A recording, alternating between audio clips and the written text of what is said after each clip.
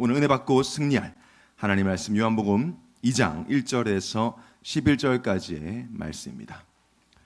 저 여러분이 한 절씩 교도하겠습니다. 제가 먼저 읽겠습니다. 사흘째 되던 날 갈릴리 가나에 혼례가 있어 예수의 어머니도 거기 계시고 포도주가 떨어진지라 예수의 어머니가 예수에게 이르되 저들에게 포도주가 없다 하니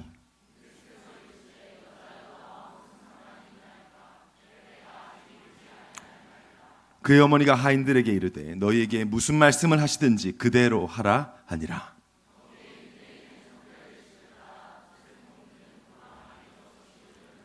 예수께서 그들에게 이르시되 항아리에 물을 채우라 하신즉 아귀까지 채우니 연회장은 물로 된 포도주를 맛보고도 어디서 났는지 알지 못하되 물 떠온 하인들은 알더라. 연회장이 신랑을 불러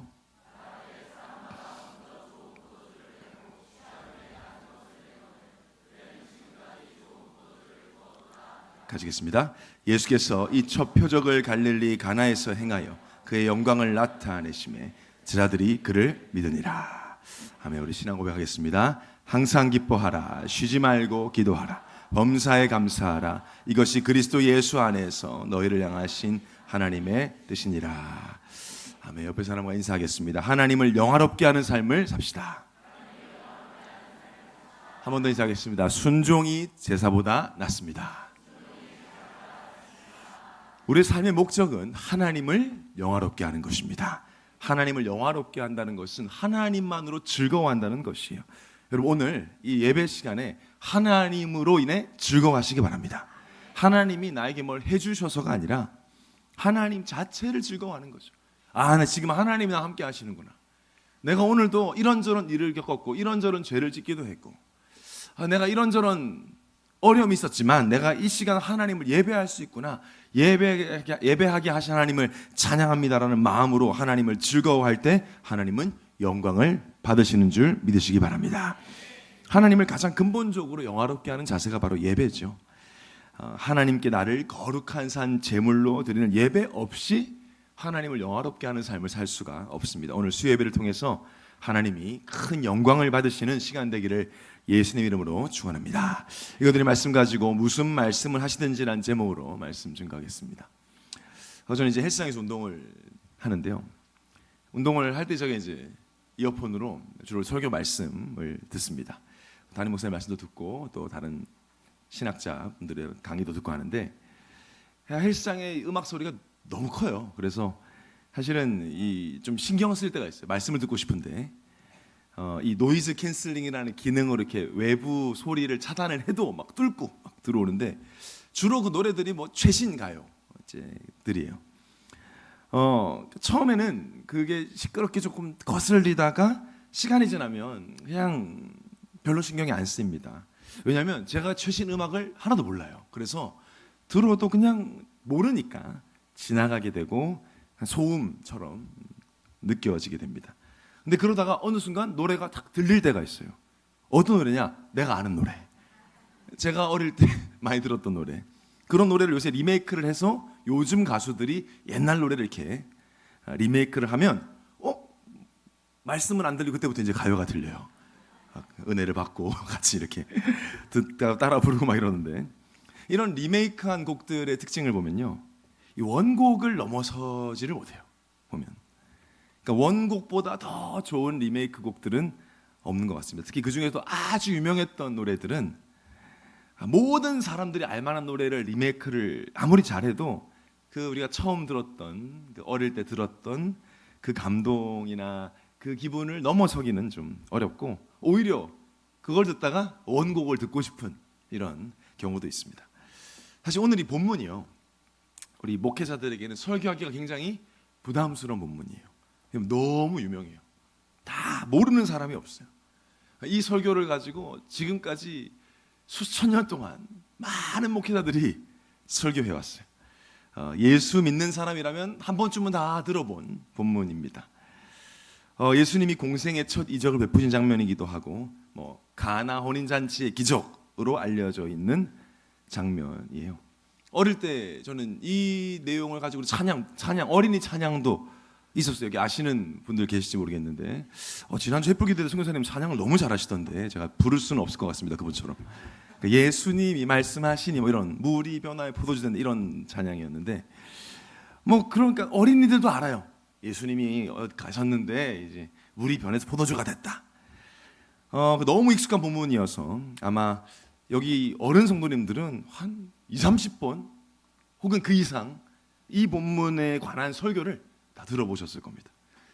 우리나라의 유명한 목사님들이 하도 많이 설교를 하셔서 저도 오늘 무슨 생각으로 내가 이 본문을 정했을까 부담스럽고 아마 이렇게 주보를 미리 보시는 분들은 요한복음 2장 별로 기대가 안 되는 무슨 말 할지 알 것 같은 그럴 수도 있죠.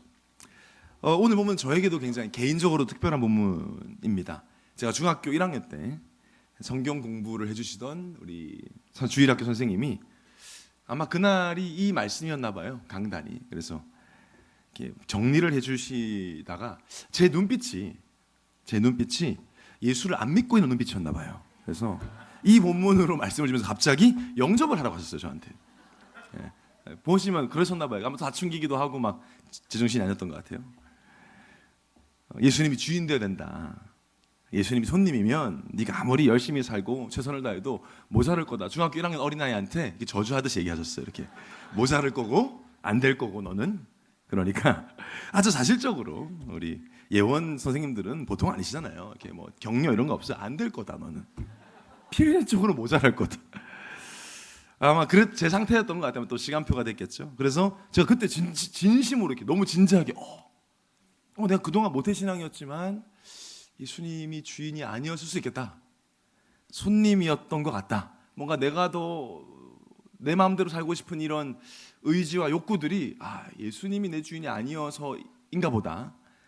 그래서 정말 진지하게 당시에 제 아마 의지에도 성령이 역사하셨던 것 같아요. 진심으로 마음을 열고 그전에도 영접기도 얼마나 많이 해요. 그때는 그냥 심심하면 영접기도 수련회만 가면 확신 없지 막 확신 있어도 없다고 하면서 일어나서 영접기도 시켰던데 그래서 그때 진정으로 내가 예수님을 주인 삼아야 되겠다. 그래서 저에게 누군가가 언제 진정으로 인격적으로 예수님 영접하셨습니까? 어떤 말씀 들으셨습니까? 하면 저는 이걸 얘기하거든요. 요한복음 2장의 말씀을 듣고 그 선생님을 통해서 제가 물론 믿었었겠지만 그때도 은혜로 그 전까지도 인격적으로 예수를 믿었다라고 얘기하는 기억이 있습니다. 저에게도 그렇고 여러분에게도 그렇고 아주 익숙한 말씀입니다. 그 익숙함과 기대되지 않음을 다 넘어서 오늘 이 자리에 오신 성도님에게 하나님이 또 새로운 은혜를 주실 줄 믿습니다. 이 본문을 여러 관점으로 볼 수 있겠지만 오늘은 순종이라는 관점으로 보려고 합니다. 물이 포도주가 된 엄청난 기적보다 더 중요한 이 본문의 메시지는 바로 순종이라는 단어 안에 있습니다. 오늘 말씀을 통해 어떤 말씀, 무슨 말씀에도 순종할 수 있는 영적인 힘을 공급받는 최고의 날이 되시기를 예수님으로 축원합니다. 첫 번째로 결핍을 채우는 순종입니다. 우리 1절부터 4절 다시 보겠습니다. 사흘째 되던 날 갈릴리 가나에 혼례가 있어 예수의 어머니도 거기 계시고 예수와 그 제자들도 혼례의 청을 받았더니 포도주가 떨어진지라. 예수의 어머니가 예수에게 이르되 저들에게 포도주가 없다 하니 예수께서 이르시되 여자여 나 무슨 상관이 있나이까 내 때가 아직 이르지 아니하였나이다. 자, 예수님이 계신 결혼 잔치집에 포도주가 떨어졌습니다. 지금 다 아시겠지만 지금 현대의 결혼식에서 피로연에서 음료수가 떨어진 것과는 아예 다른 상황이에요. 지금과는 아예 다른 상황이고요. 당시 유대의 결혼 잔치는 대략 일주일 정도 지속되는 잔치이고 가족뿐만 아니라 지역, 친척, 마을 공동체가 다 참여하기 때문에 신랑 측은 이 손님들을 충분히 대접을 해야 될 사회적 책임이 있었습니다. 그래서 만약에 잔치 중간에 포도주가 떨어진다는 것은 신랑 입장에서는요 수치스러운 일인 거예요.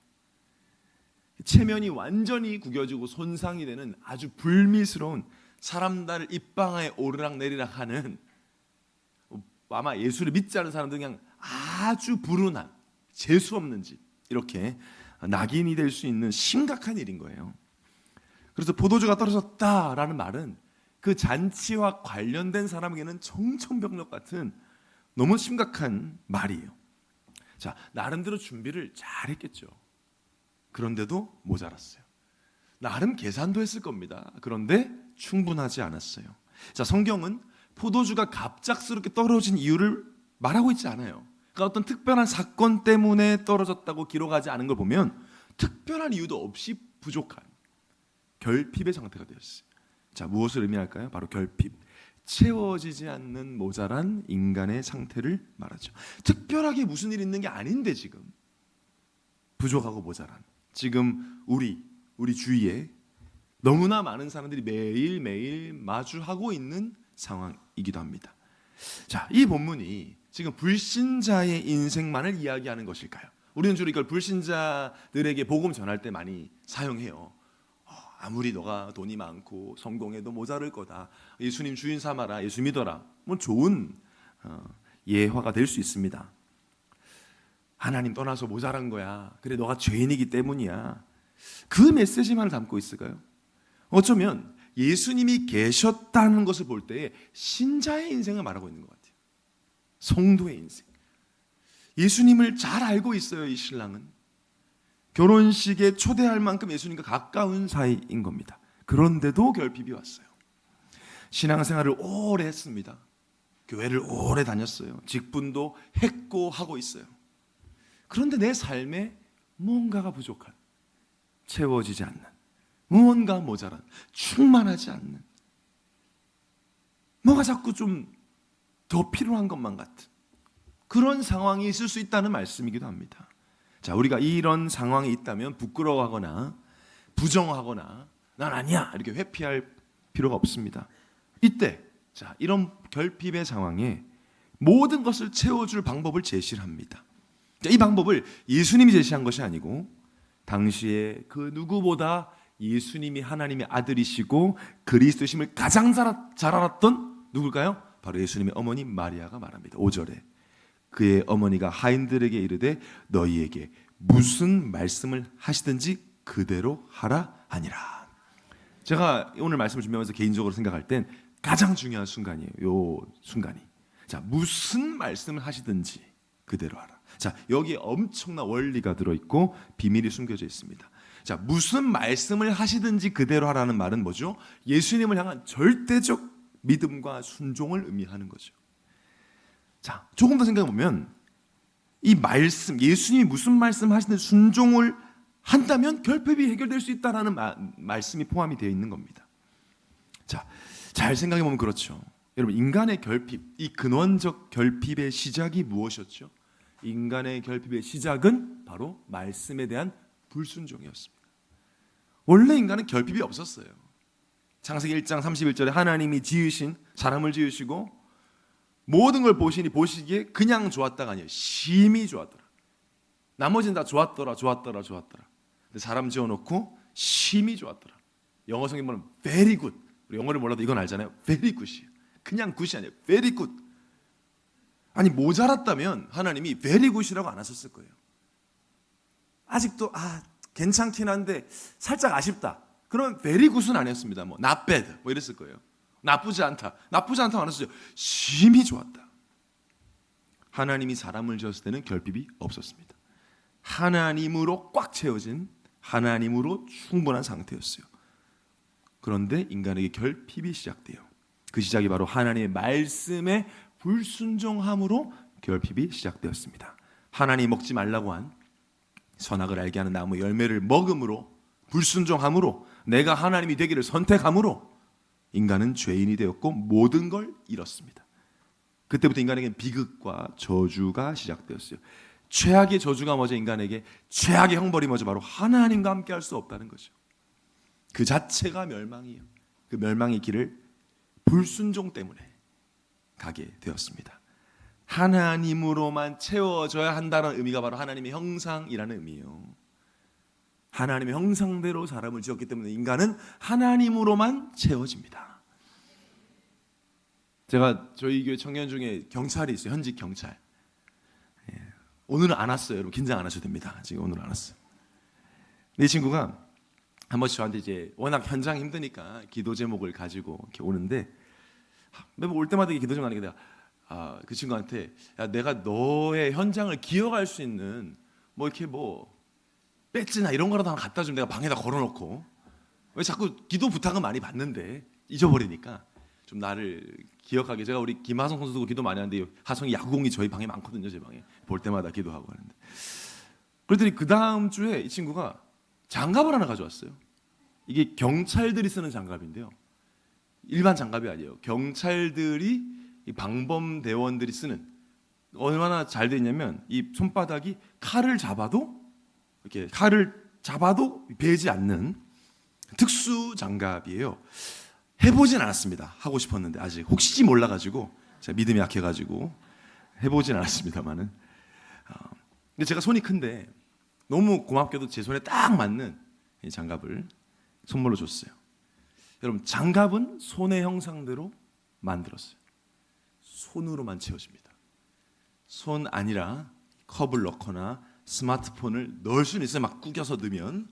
그런데 그렇게 쓰면 제대로 사용하지도 못할 뿐더러 계속 쓰면 찢어집니다.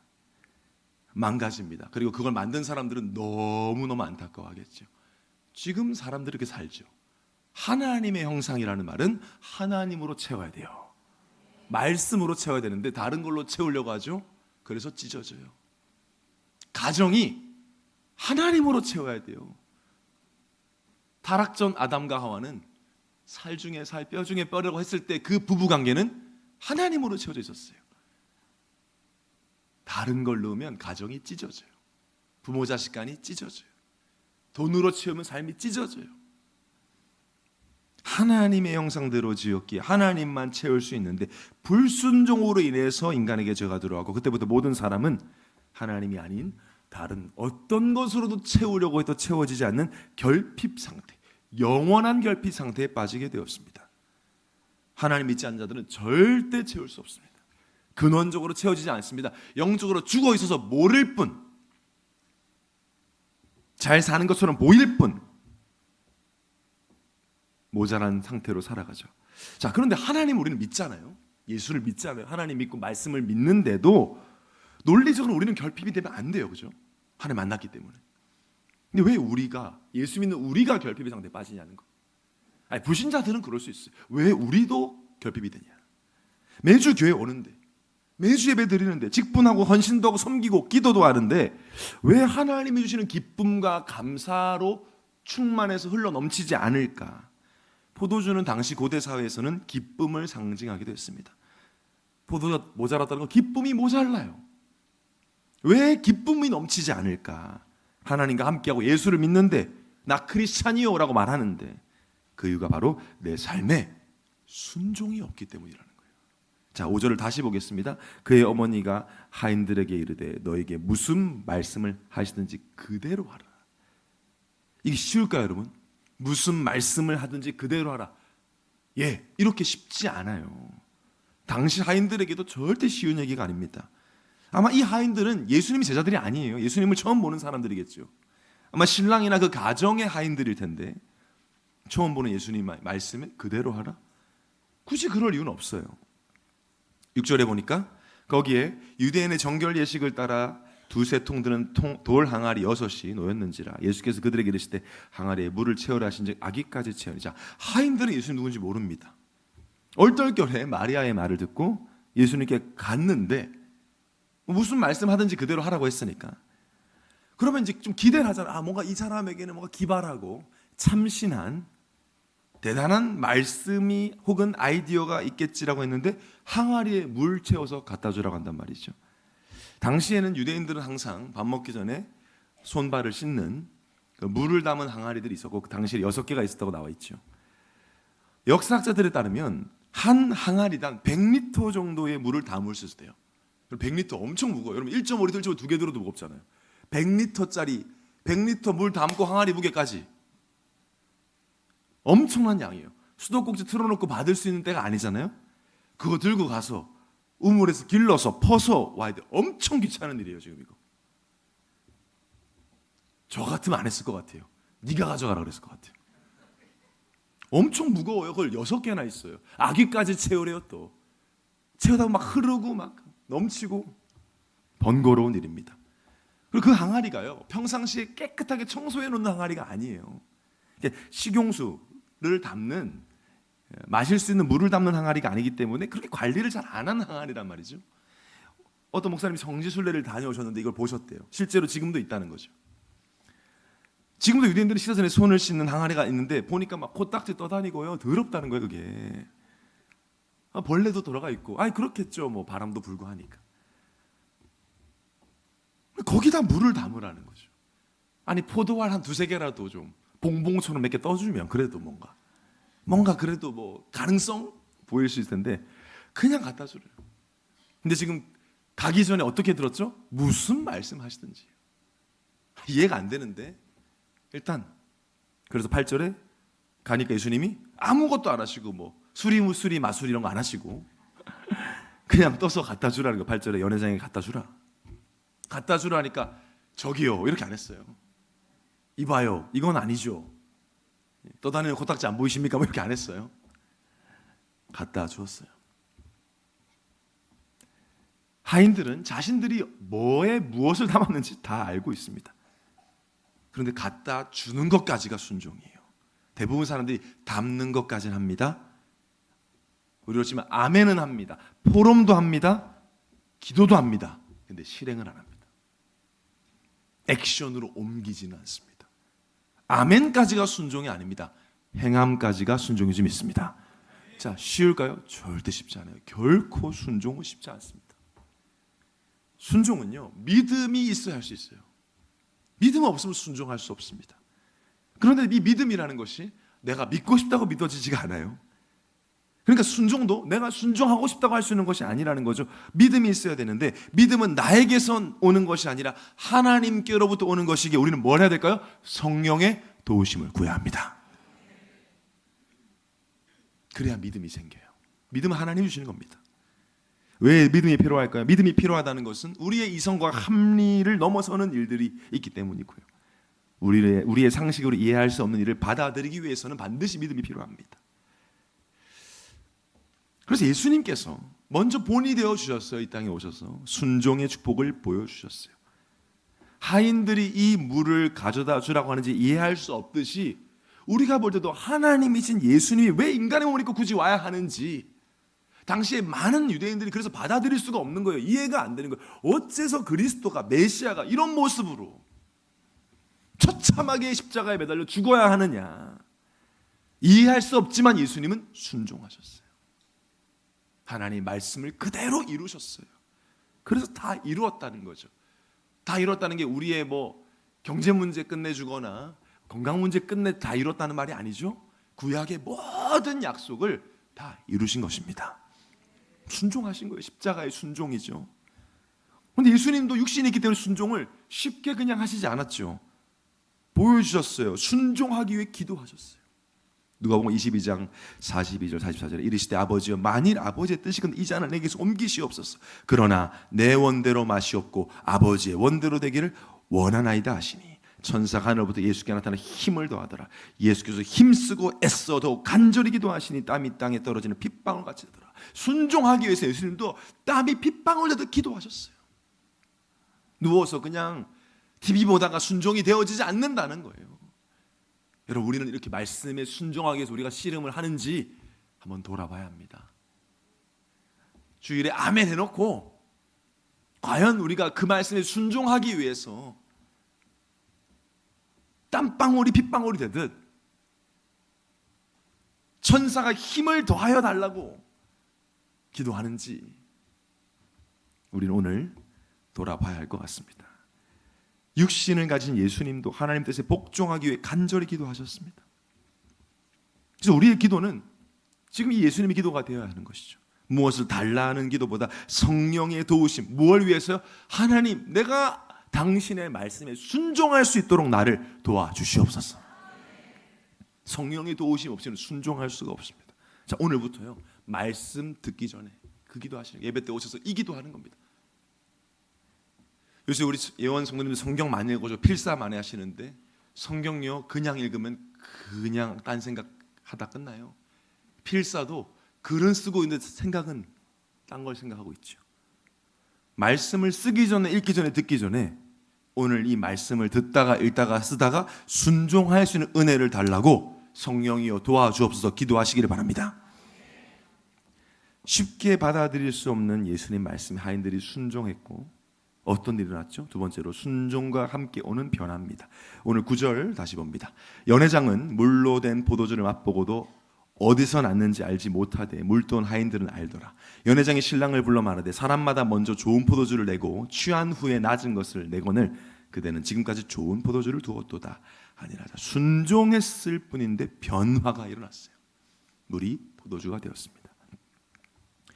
왜 우리의 삶에, 우리의 신앙생활에 변화가 일어나지 않을까? 성경은 분명히 변화를 말하고 있어요. 그럼 내 삶에 변화가 없는데 성경은 변화를 말한다면 우리는 빨리 확인해야 돼요. 왜 그렇지? 분명히 성경은 변화를 얘기하는데 왜 나는 변화가 없지? 나는 작년이나 재작년이나 어제나 오늘 나는 그리스도가 아닌데 왜 난 똑같은 것인가? 순종이 없어서일 수 있다는 거죠. 말씀을 듣기도 하고 노트도 하고 묵상도 하는데 여러분 들었다고 썼다고 묵상했다고 순종한 것은 아닙니다. 담임 목사님께서 변화와 성장을 많이 말씀하십니다. 그것은 담임 목사님 말씀이 아니라 성경 전체 온통 변화와 성장의 이야기예요. 예수님이 십자가 지실 때 두려워하며 예수님을 저주하며 떨며 도망갔던 제자들이 마가의 다락방에서 성령의 충만을 받고는 변했어요. 완전 다른 사람이 되었어요. 뭐부터 바뀌었죠? 말부터 바뀌었죠. 불의 혀처럼, 왜 하필 혀인지 모르겠지만 불의 혀처럼 역사한 임한 성령이 그들이 혀를 잡아서 하나님의 큰 일을 말하기 시작했어요. 가장 분명한 변화가 말이었습니다. 예수님 왕 되시면 내가 오른팔 할 겁니다, 왼팔 할 겁니다, 이런 건달 같은 소리 하던 제자들이, 누가 더 큽니까 천국에서 이 얘기하던 제자들이 하나님의 큰 일을 말하기 시작했어요. 문제와 핍박 속에서도 기쁨으로 예수는 그리스도라고 말하기를 쉬지 않았어요. 말이 변했습니다. 성경은 분명히 기록해요. 변화. 근데 여러분 내 신앙생활에 변화가 없으면, 그것도 오랜 시간 변화가 없으면 변화와 성장이라는 말을 들으면 은혜가 안 돼요. 듣기만 해도 부담스러워요. 마음이 다쳐요. 오히려 축복된 말인데 나는 요즘 이 변화와 성장이란 말이 은혜가 안 돼.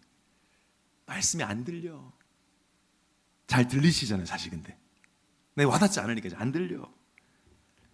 내가 변화와 성장이 없으면 변화와 성장에 관련된 메시지가 듣기가 싫어요. 그러니까 다른 말씀, 유튜브로 이제 변화와 성장 말씀 절대 안 하시는 목사님들 계시잖아요. 주로 위로와 공감, 부부 사이 회복 이런 거, 내면을 성찰하는 말씀들을 많이 듣죠. 듣는 건 좋죠. 들을 수 있죠. 근데 우리가 하나님 앞에 한번 코람되어 하나님 앞에 서서 거짓 없이 서서 질문해 봐야 합니다. 하나님의 절대 주권 속에 교회에 세운 주의 사자를 통해 나에게 주신 말씀에 나는 순종하고 있는가?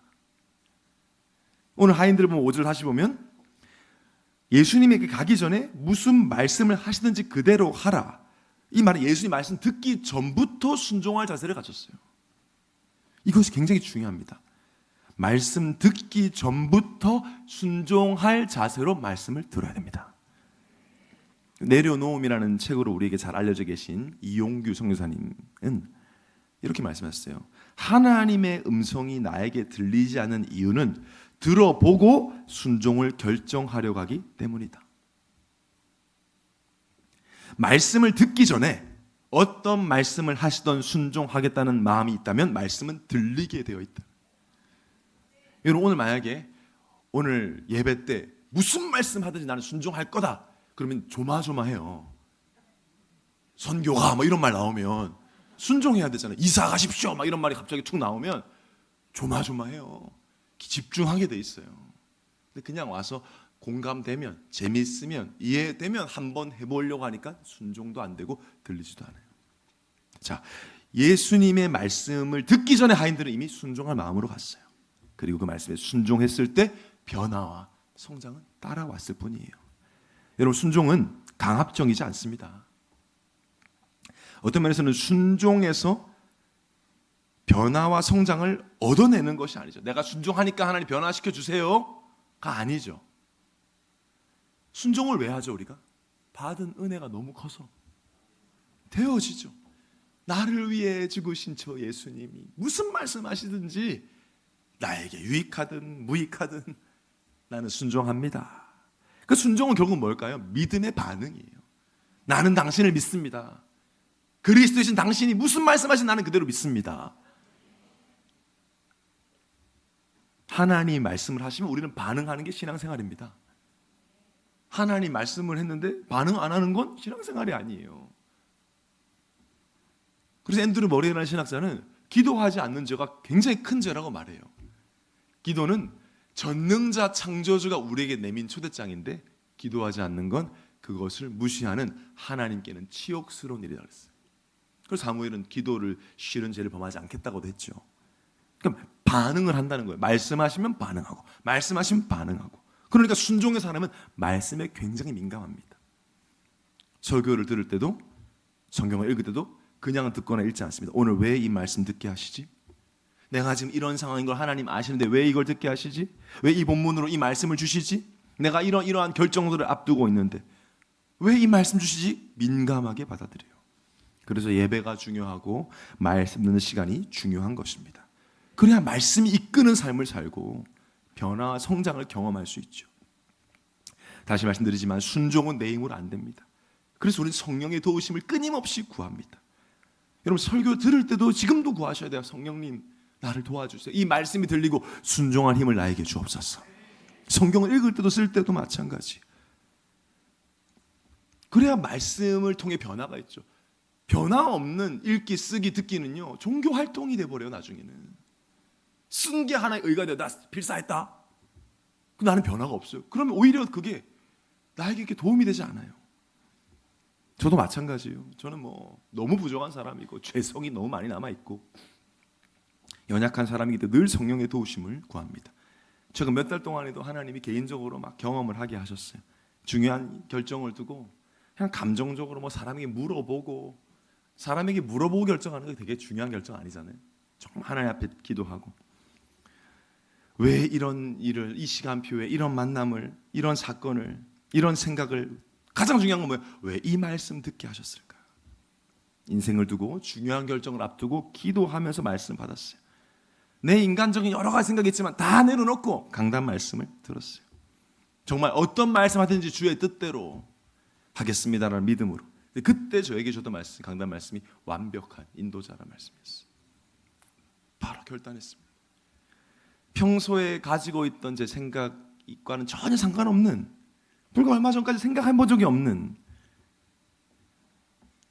그러나 말씀 듣기 전에 이미 순종하겠다는 마음을 주셨고 순종하고 결단하고 나니까 평안이 임했어요. 하나님 원하시는 결정이구나. 몇 달이 지난 지금 변함없이 더 확신 있게 그 말씀을 믿고 있어요. 여러분, 우리에게 순종의 경험이 있어야 합니다. 순종의 경험이 없이 변화와 성장도 없습니다. 순종의 경험은 나의 고집과 내 주장을 버리게 합니다. 특히 올해가 가기 전에 우리는 정말 내가 그리스도 예수의 마음을 품고 살리고 세우는 응답을 받으려면 말씀에 민감한 사람이 되어 순종해야 합니다. 저도 그 씨름을 하고 있어요. 우리가 여기 계신 분들은 다 그리스도 예수의 마음 품기를 기도하고 계시잖아요. 여러분 어떠세요? 살리고 세우는 것만 관심 가지게 되세요? 아니면 작년하고 재작년하고 비슷하십니까? 우리가 올해 원단 말씀 받을 때 어떤 마음이었죠? 이건 하나님 말씀이고 올해 방향이다, 나에게 성취될 말씀이다라고 받았어요. 저도 들으면서 그래, 그리스도 예수님 마음 품는 것보다 결론에 더 원띵, 이 한 가지다. 올해는 그게 되어져야 한다. 그래, 내가 지금 사역을 얼마나 했고 열매가 어떻고가 뭐가 중요하냐? 하나님 보실 때는 내가 그리스도 예수의 마음을 품었느냐가 중요한데, 저는 그렇게 기도하는데요, 의외로 가장 먼저 보게 하는 것이 제 안에 죽어 있는 것들을 먼저 막 보게 하지. 내 안에 죄를 보게 하시고 이 고집을 보게 하시고 이런저런 핑계대고 합리화하는 걸 막 보게 하세요. 하나님은 내가 다른 사람 살리고 세우기 전에 내 안에 죽어 있는 것들을 먼저 살리고 세우시는구나. 여러분 언제 살아납니까? 순종할 때예요. 말씀에, 또 기도하는 중에 주신 그 마음에 순종하는 거죠. 그러면 내가 세우는 것이 아니에요. 우리가 무슨 사람을 세워요? 나도 잘 못 세우는데 내 인생을. 우리가 무슨 힘으로 사람을 살리고 세웁니까? 우리가 할 수 있습니까? 살리는 것은 영이십니다. 성령이 하세요. 하나님이 하세요. 이사야 40장 19절에 보니까 보라 누가 새 일을 행하 내가 새 일을 행하리니 이제 나타낼 것이다. 자, 새 일을 행하시는 분은 하나님이십니다. 그럼 우리는 내가 새 일을 행하는 것이 아니라 새 일을 행하시는 하나님을 붙잡는 거예요. 자, 붙잡는 것이 뭐죠? 보이지도 않는 하나님 어떻게 붙잡죠? 말씀에 순종하는 것이 새 일을 행하시는 하나님을 붙잡는 것입니다. 자, 그러면 하나님이 변화와 성장을 경험하게 하시죠. 그러면 이제 할 말 있는 사람이 돼요. 그때 순종이 제사보다 나음을 말하는 증인이 되는 것입니다. 그 사람 주위에는 사람이 모여요. 왜? 변화하고 성장하니까. 비결이 뭐야? 왜 당신에게는 새로운 냄새가 납니까? 어떤 사람들이 20년 전 이야기를 아직도 하는데 왜 당신은 어제 오늘 일어난 이야기를 합니까? 뭐가 그렇게 새로워? 뭐가 그렇게 달라? 뭐 그렇게 재밌어? 사람이 모여요. 반대로 예전에 했던 10년 전에 했던 불신앙을 또 하고 있고 또 사람 얘기하고 불평하는 사람은 만나고 싶지 않죠. 자, 나는 어떤 사람인지 생각해 보셔야 합니다. 교회에서요 매번 세상 이야기하고 뭐 주식 이야기하고 투자 이야기하고 집값 이야기하고 새 가족들이 우리 교회 왔을 때 세상에서도 듣는 얘기 여기서 또 듣고 싶지도 않거든요. 그런 얘기하는 동안 믿음의 고백이 한 번이 없다면 교회에서 굳이 만날 이유가 없죠. 근데 왜 그런 말만 하느냐? 내가 순종해 본 적이 없으면 할 말이 별로 없어요. 내가 말씀에 순종을 해봐야 할 말이 있거든요. 변화 성장에 대해서. 자, 오늘부터 어떤 말씀을 하시든지 순종하겠다는 믿음의 고백 하나님께 드리시기 바랍니다. 오늘부터 성령의 도우심을 순종할 수 있는 은혜를 구하는 기도가 시작되기를 예수님으로 축원합니다. 자, 결론입니다. 11절을 보겠습니다. 예수께서 이 첫 표적을 갈릴리 가나에서 행하여 그의 영광을 나타내심에 제자들이 그를 믿으니라. 자, 이 변화와 기적의 목적은 변화와 기적을 자랑하기 위함이 아니었습니다. 야, 포도주 맛 좋다. 이 집은 포도주가 안 떨어진다. 그걸 말하기 위한 기적이 아니었고 그의 영광을 나타내심에 변화와 기적의 주체이신 예수 그리스도를 드러내고 전하기 위함이었습니다. 가나 혼인잔치의 표적을 통해서도 포도주 맛있다가 남은 게 아니고 그리스도의 영광이 나타났다고 기록하고 있어요. 그리고 제자들이 그를 믿게 되었어요. 우리가 말씀에 순종하여 변화와 성장을 경험했을 때 이 변화와 성장을 드러내기 위함이 아니라는 겁니다. 내가 순종했더니 이 문제 해결됐어. 내가 순종했더니 이게 풀렸어를 말하기 위함이 아니라 사람들이 물어볼 때, 궁금해할 때 우리는 우리의 시선을 그리스도께로 돌려야 합니다. 아, 이 변화와 성장 이게 중요한 게 아니야. 내가 지금 뭐 돈이 좀 생기고 뭐가 좀 해결된 그게 중요한 것이 아니야. 절대로 해결되지 않는, 절대로 당신은 하나님 만날 수 없는 그 상태를, 그 문제를 해결하신 나의 신분을 변화시킬 수 있는 유일한 분이 계신데 그분이 바로 예수 그리스도시다. 그것을 우리는 전달하는 것이죠. 변화의 원천은 예수님이시라고, 그분은 그리스도시라고, 그분은 하나님이시라고, 그분의 말씀에는 무슨 말씀이 순종하면 우리는 변화한다고. 그래서 그리스도를 드러내고 그리스도를 증거하는 그리스도의 증인으로 살아가시기를 예수님으로 축원합니다.